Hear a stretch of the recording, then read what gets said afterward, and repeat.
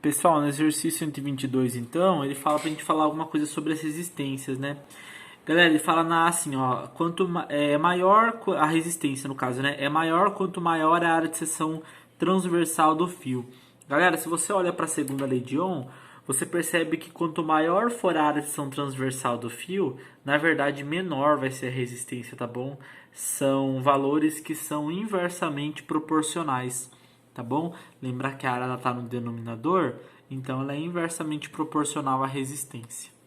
Ok, pessoal? Então A está errada. B. É menor quanto maior o comprimento do fio. Galera, quanto maior o comprimento do fio, perceba que quanto maior for o comprimento do fio, maior vai ser a resistência, tá bom? Maior vai ser a resistência. Lembra que o comprimento está no numerador, então é uma relação de direta proporcionalidade.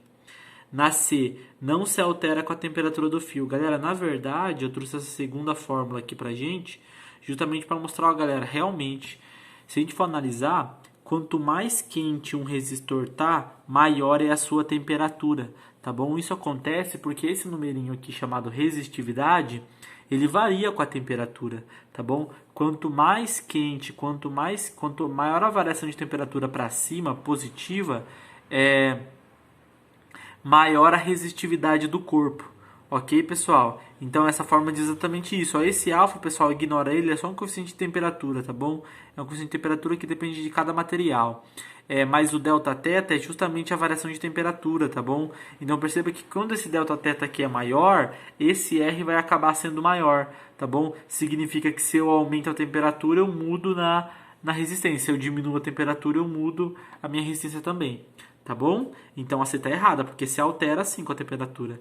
D. É menor quanto maior for a temperatura do fio. Galera, se a temperatura estiver muito baixa, a resistência também é muito baixa.